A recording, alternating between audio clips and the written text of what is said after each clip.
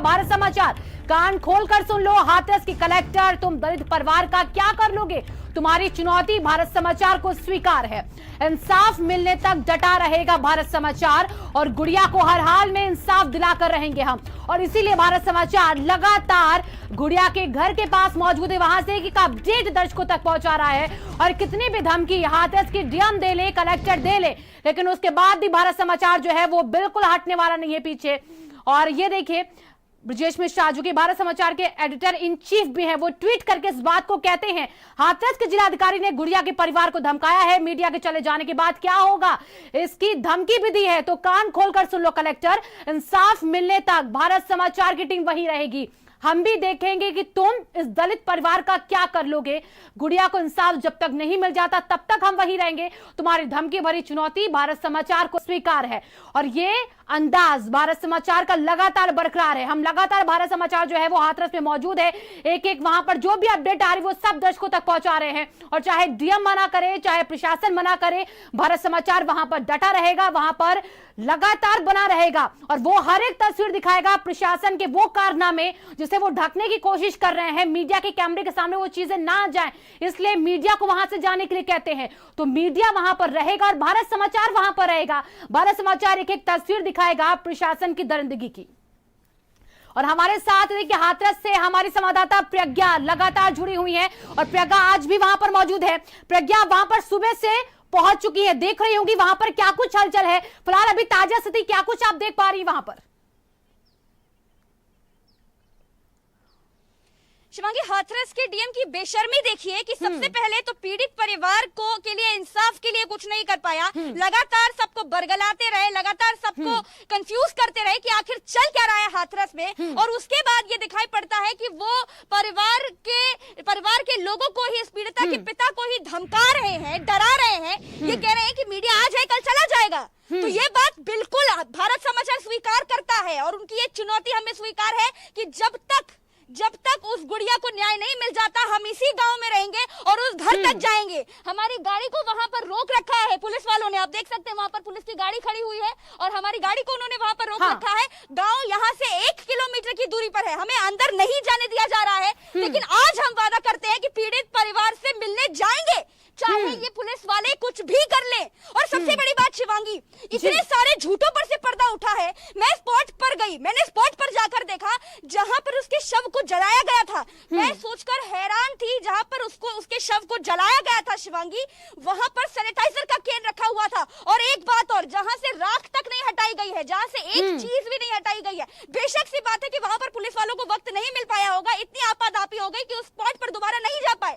लेकिन उस स्पॉट पर हम गए और हमने वहां पर देखा कि सैनिटाइजर की बोतल से, सैनिटाइजर के कैन से, सैनिटाइजर से जलाया गया है उसके शरीर को। कितनी बेशर्मी की बात है।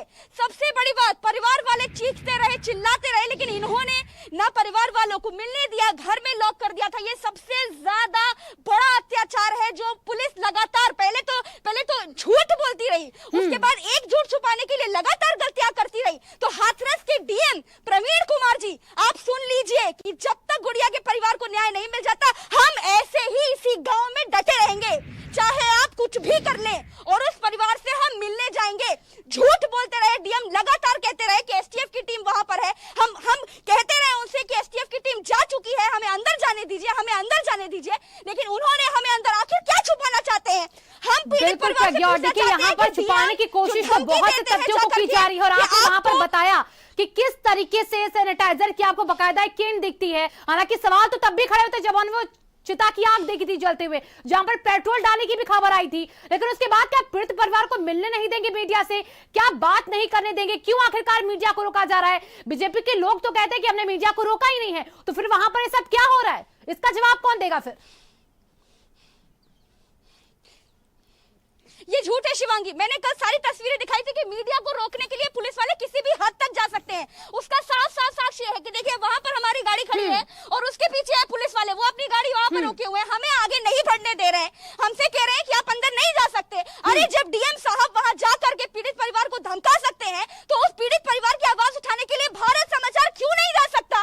ये बड़ा सवाल है। भारत समाचार जाएगा और मैं वादा करती हूँ कि मैं जाऊंगी। और यही कारण है शिवांगी, मैं आपको एक और बात बता दूं, हाथरस से जुड़ी हुई सबसे बड़ी खबर यह है इस वक्त की इतनी बड़ी जीत हमारी इतनी बड़ी तपस्या, भारत समाचार जो इतने दिन से लगातार यहाँ पर डटा हुआ है, उस तपस्या का फल है जो हाई कोर्ट ने ये कह दिया है कि वो जवाब मांगेंगे। हाई कोर्ट ने जवाब मांगा है एडीजी, एलओ, डीएम, एसपी, उन सभी से जिन सब के ऊपर जो पर्दादारी कर रहे थे, जो लगातार राज को छुपा रहे थे, अब उन पर से पर्दा उठ जाएगा।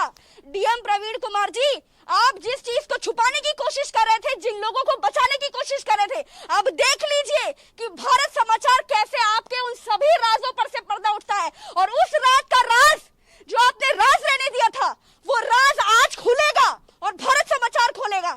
शिवांगी, मेरा वादा है कि मैं जब तक आज उस पुलिस परिवार से नहीं मिल लूंगी, मैं इस जगह से नहीं जाऊंगी। यहाँ से 1 किलोमीटर में मैं अपनी गाड़ी यहाँ पर लेकर के आई और यहाँ पर मेरी गाड़ी को रोक दिया गया है, लेकिन इसके आगे मैं बढ़ूंगी और बढ़ूंगी, उनके परिवार वालों से मिलूंगी। देखिए, मैं जब वहां थी, मैंने देखा जिस दिन वीडियो कॉन्फ्रेंसिंग करके उसके पिता आए थे, मैंने देखा कि वो डरे हुए थे, लेकिन तभी उन्होंने कहा कि वो संतुष्ट है इस बात से।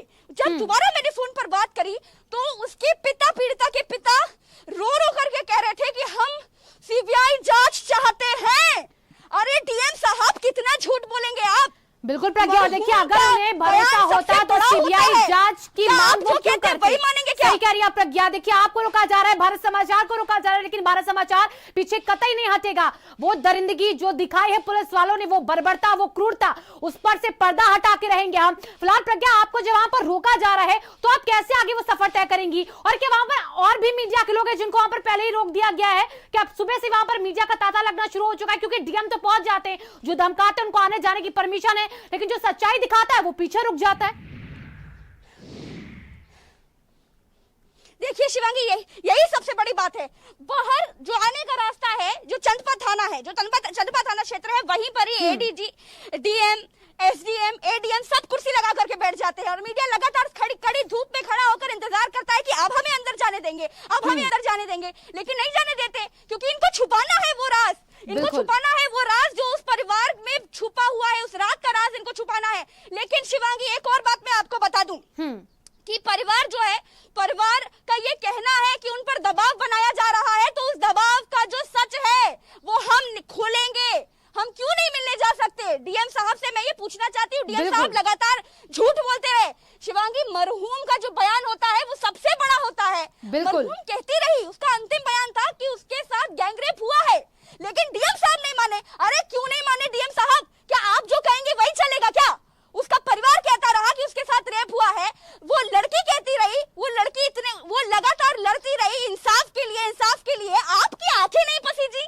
जब आपके अंदर इंसानियत मर चुकी तो इसका मतलब ये नहीं कि भारत समाचार उनके परिवार तक नहीं पहुंचेगा। आप लाठी चलाइए, आप एफआईआर लिख दीजिए, आपको जो करना है कर लीजिए, लेकिन आज खुली चुनौती दे रहा है आपको भारत समाचार कि उनके परिवार वालों तक हम पहुंचेंगे। शिवांगी, यहाँ से 1 किलोमीटर का रास्ता है, मैं चलते हुए जाने की कोशिश करूंगी कि मैं उनके परिवार वालों से मिल पाऊं, क्योंकि मीडिया को लगातार रोका जा रहा है। मीडिया को इसीलिए रोका जा रहा है क्योंकि जो डीएम है, जो एसडीएम है, डीएम प्रवीण कुमार जी लगातार साक्ष्यों को छुपाने की कोशिश कर रहे हैं। पहले कहते रहे कि रेप नहीं हुआ है, गैंग रेप नहीं हुआ है, आप लोग बेफिजूल की बातें कर रहे हैं। उसके बाद कहा गया रीढ़ की हड्डी नहीं तोड़ी गई, वो टूट गई। उसकी जीभ नहीं काटी गई, वो कट गई। उसकी गर्दन नहीं तोड़ी गई, वो टूट गई। अपनी मर्जी से जो बयान है, जो मर्जी मनगढ़ंत कहानियां बना रहे, पिक्चर की शूटिंग चल रही है यहाँ पर। बिल्कुल प्रज्ञा, और देखिए आपका गुस्सा बिल्कुल जायज और हर एक बेटी का गुस्सा बिल्कुल जायज है। भारत समाचार इसलिए कर रहा है कि डीएम कान खोलकर सुनो, हम पीछे नहीं हटेंगे और भारत समाचार इस तरह से लगातार साहसी रिपोर्टिंग करता रहेगा। प्रज्ञा, आप लगातार वहां पर बनी हुई है, आपने परिवार के साथ कई बार बातचीत भी की, हमने देखा भी कि वो किस तरीके से कैमरे पर आकर अपना दर्द बयां करते हैं। फिलहाल ये बताइए, जो परिवार है वो क्या कुछ कह रहा है? क्यों उन्हें धमकाया जा रहा है? क्यों मीडिया से मिलने नहीं दिया जा रहा है? क्या उन्होंने इशारों में कोई बात आपके सामने ऐसी रखी है कि डीएम के अलावा कोई और भी ऊपरी अधिकारी, कोई ऐसा अमला उनके ऊपर बैठा हुआ है जो उन्हें रोक रहा है मीडिया के सामने आने के लिए?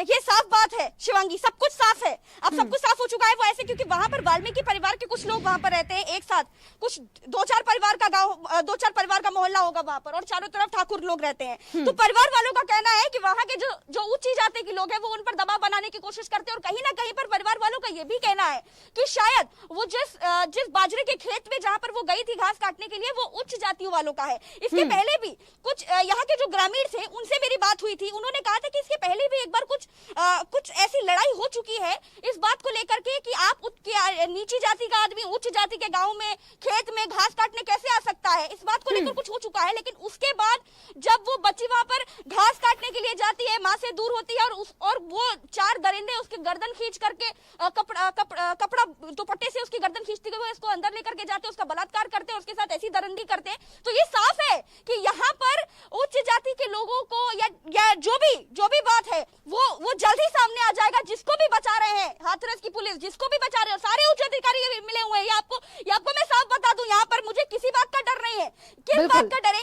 क्योंकि दिखाई दे रहा है जो सच है, क्योंकि लगातार उच्च अधिकारी सब कुछ छुपाने की कोशिश करे, चाहे डीएम हो, चाहे एडीजी हो, चाहे एसपी हो, चाहे यहाँ पे एडीएम हो, चाहे एसडीएम हो, वो लगातार बयान बदल रहे हैं। पहले कहते हैं मीडिया से के अंदर नहीं जा सकते क्योंकि 3 पुलिस वाले कोरोना पॉजिटिव है, कहते हैं कि बिल्कुल प्रज्ञा, देखिए और शब्दों का जाल बिनना शुरू कर चुका है वहां का प्रशासन, लेकिन इस जाल कोई काट नहीं लगे तो हाईकोर्ट ने अब संज्ञान ले लिया है। अब वही डीएम जो वहां पर परिवार को धमकाते हैं, जरा वो जाके कोर्ट के सामने जवाब दे जाके और बता दे कि किस वजह से धमकाया है। अभी तो खंडन कार्य, लेकिन जब कोर्ट का हथौड़ा चलेगा तो कौन बचाएगा उन्हें प्रज्ञा, और क्या कुछ कह रहे वो अभी। पहले तो उन्होंने उनकी सफाई का वीडियो देखा था डीएम की, अब क्या कहते हैं वो जब कोर्ट ने संज्ञान ले लिया है तो? देखिए डीएम साहब, हर व्यक्ति का ये है कि जब वो फंस जाता है, जब कहते हैं ना गले में हड्डी अटक जाती है तब निगला नहीं जाता है, और यही हो रहा है डीएम प्रवीण कुमार जी के साथ। हड्डी अटक गई है शिवांगी, निगली नहीं जा रही है, तो थूकने की कोशिश कर रहे हैं। वो ये कह रहे हैं कि हम परिवार से संवेदना दिखाने गए थे। अरे कैसी संवेदना? 15 दिन तक आप लगातार वहां पर बनी रही और एक अपडेट हम आपसे लगातार लेते रहेंगे। इस वक्त तो चला अभी छोटे से ब्रेक का, हम फौरन होंगे हाजिर। सच्ची सहेली, सच्ची सहेली, सच्ची सहेली। कितनी बार बता चुकी हूं कि सिर्फ सच्ची सहेली